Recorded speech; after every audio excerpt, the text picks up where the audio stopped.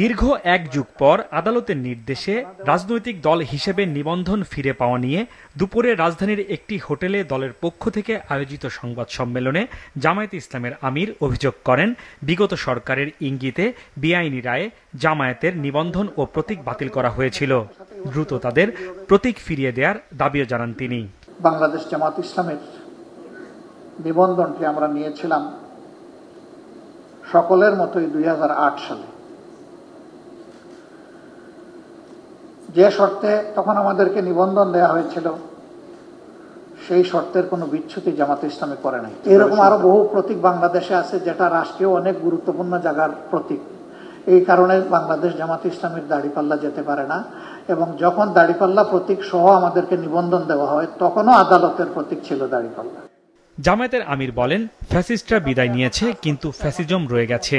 এক প্রশ্নের জবাবে তিনি আরো বলেন, নির্বাচন কমিশনের সক্ষমতা ও সদিচ্ছা প্রমাণে জাতীয় নির্বাচনের আগে স্থানীয় নির্বাচন চায় জামায়াত ইসলামী। জাতীয় নির্বাচন আগামী ফেব্রুয়ারি থেকে এপ্রিলের মধ্যে শেষ করা উচিত বলেও মনে করেন জামায়াত ইসলামের আমির। দুইটা গুরুত্বপূর্ণ কাজ রয়ে গেছে। অবশ্যই সুষ্ঠু নির্বাচনের জন্য সুষ্ঠু ভোটার তালিকা রাখবে, বায়োগ্য ভোট ছেটে ফেলতে হবে, ন্যায্য ভোট এখানে সংযুক্ত করতে হবে। প্রধান উপদেষ্টা যে টাইমলাইনটা ফ্লেক্সিবল টাইমলাইন বলেছেন, ডিসেম্বর টু জুন, ডিসেম্বর 25 থেকে জুন 26, এর ভিতরে তিনি নির্বাচন দেওয়ার পক্ষে। আমরা আমাদের মতটা ইতিমধ্যে ব্যক্ত করেছি যে এইটা ফেব্রুয়ারির মধ্যভাগে হতে পারে, রোজার আগে আগে। কোনো কারণে যদি এই সমস্ত শর্ত পূরণ করতে গিয়ে না হয় তাইলে কোনো অবস্থায় এপ্রিল পার না হওয়াটা ভালো হবে, কারণ মে মাস থেকে আমাদের দেশের আবহাওয়া কিন্তু ক্রমাগত খারাপের দিকে যায়। প্রবাসীদের এবার ভোটের সুযোগ দেওয়ার জোর দাবিও জানান ডাক্তার শফিকুর রহমান। প্রবাসীদের ব্যাপারটা আমি আবার বলবো, আমরা এই ব্যাপারে একেবারেই ছাড় দিতে নারাজ। বলেন, দেশের সার্বভৌমত্বের উপর কারো আধিপত্য মেনে নেওয়া হবে না। প্রতিবেশী দেশের সাথে সহজ সম্পর্ক চান বলেও জানান জামায়াতের আমির। আমরা সকল সদস্য রাষ্ট্রের সাথে বন্ধুত্বপূর্ণ সম্পর্ক বজায় রাখার পক্ষে।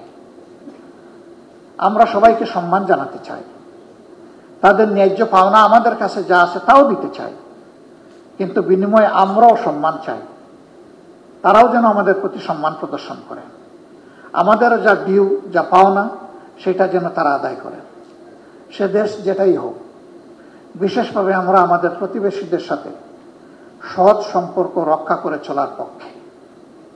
আমরা আশা করব স্বাধীন বাংলাদেশের জনগণের এই অ্যাসপিরেশনকে তারা রেসপেক্ট করবেন সবাই। হাসনাইন তানভীর, মাছরাঙা সংবাদ, ঢাকা।